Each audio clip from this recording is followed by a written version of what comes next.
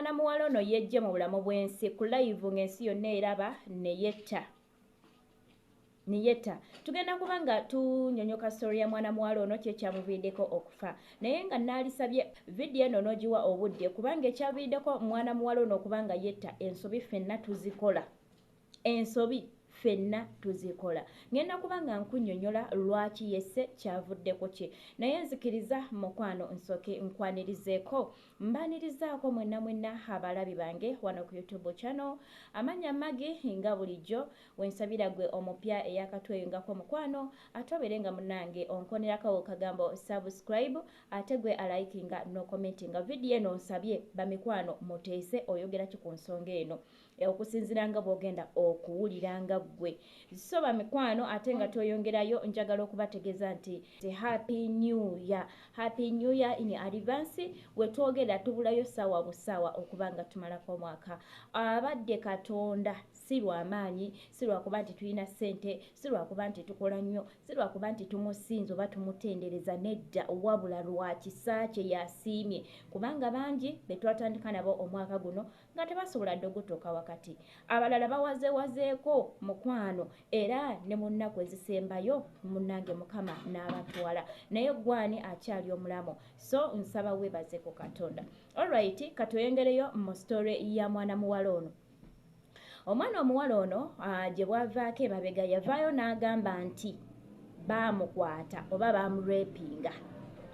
n'avaayo n'akyogera mu public kaakati mukwano nga omanyi social media eno bwe tugibeerako tuyinako abatuwagala tuyinako abatuwalana tuyinako olinga olwaleero ajja kuba akwagala ate enkya mukwano afuuke mulabewo kati baakwata ekyo ekintu kye yayogera nti baamukwata mukwano ne batandika okukifuula ekivume gyali olw'okuba nti abantu babadde bakifudde kivume mwana muwala yeekyawa aze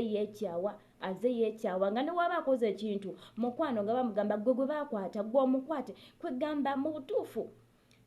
n'awulira nga yeekyaye kye yakoze yataddeko TikTok live ne yejja mu bulamu bw'ensi n'afa ku live ng'ensi yonna eraba ng'ekimussa kyekyo nti abantu baddidde ekigambo kye yayogera nti baamukwata ne bakifuula ekivume kino nno kituwa lwaki ndeese vidiyo eno era lwaki njagadde okukola vidiyo eno badiya waliwo ebintu ebimu nga tulina okufa nabyo bannanga abantu tugenda ne tweyabya n'oyogera n'ebintu by'otalina kwogera ogenda kwogera olwaleero abantu bakubira obugalo naye nga mukwano gye kigenda maaso kigenda kufuukira ekivume ebintu ebimu tulina okufa nabyo bannange n'ofa n'ebintu byo naye tugenda ne tubeera ku social media zino ne zitumalamu n'ogamba nze bankwata ate kaakati nze munnange bannange mulimu ebintu ebimu abaami tulina ebintu bye twogedde nga tebirina kwogerwa abakyala ate ekituuka kufa abakyala bannange kikambwe mbabulire mulimu ebintu ebimu ng'olina okufa nakyo nga newankubadde kikuluma newankubadde owulira kikunyiga mukwano ng'ogenda kufa n'ekintu kyo ng'ogenda kufa nakyo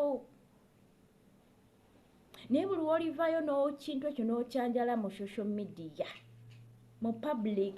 imagine buli lw'ovaayo n'oteeka ekintu oba ku TikTok oba ku YouTube oba ku Facebook tekigenda kukoma wano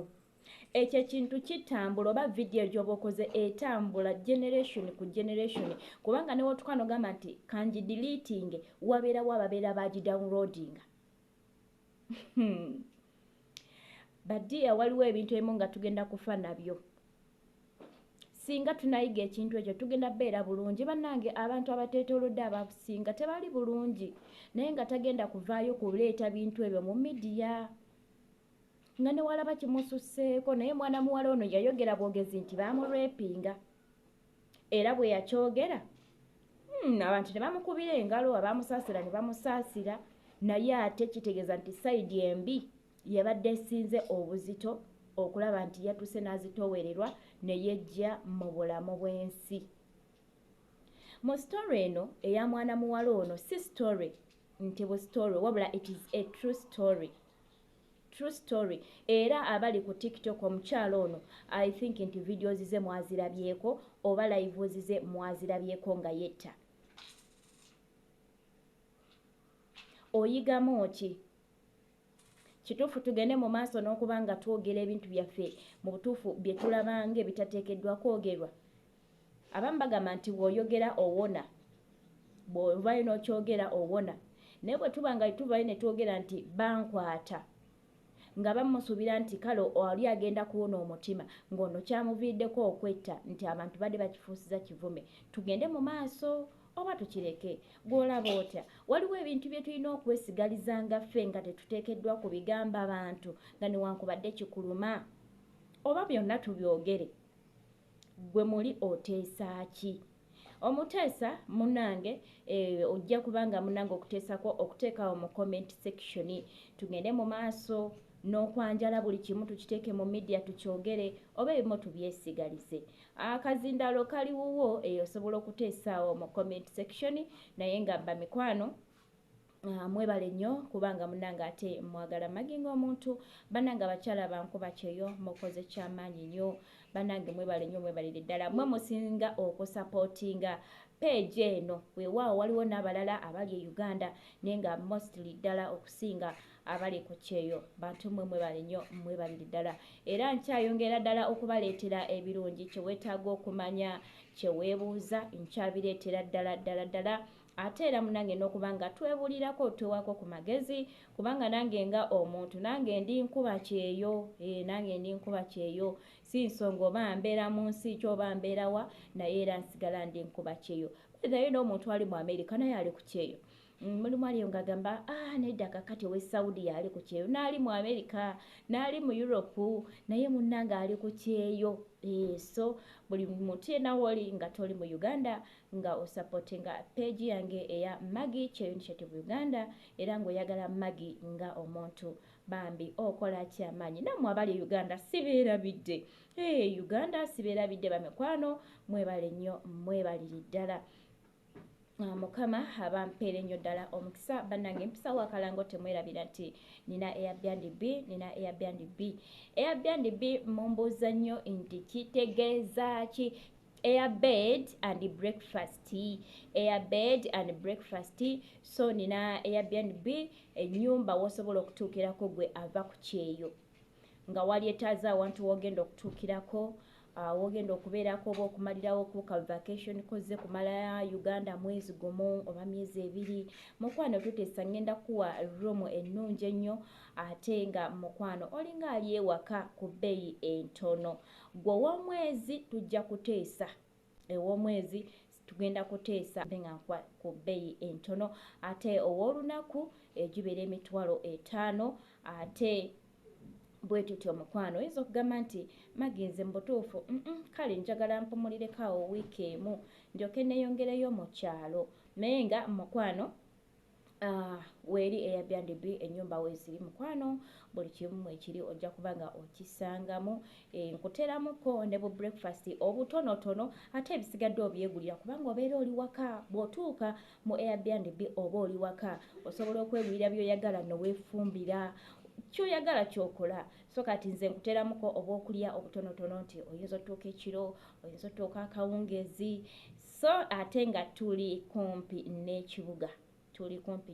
nyini ddala n'ekibuga so beera nga oneeyuna ennamba yange eri 0708 953267 gwayagala Airbnb ew'okuwummulirako abeera nga munange ate ontuukirira ngenda kutegekera akafo akalungi mubeere bulungi mukama bankumire nnyo atakumira mpeera tukomawo nina vidiyo nnyingi nnyo olwaleero nina vidiyo ez'abankuba kyeyo mpitirivu nnyo katube nga tuziteekayo kawo mu maaso gwe weekumireko kweno channel ate ogenda kubanga byonna obitegeera mubeere bulungi badiya mukama bankumira nnyo atakumira mpeera bye bye omwaka tugumalirako wa muŋŋambe gye tumalirako omwaka naye nga tulina kubeera ku kyaki temwerabira tetugenda mu ndongo tugende ku kyaki kale mweraba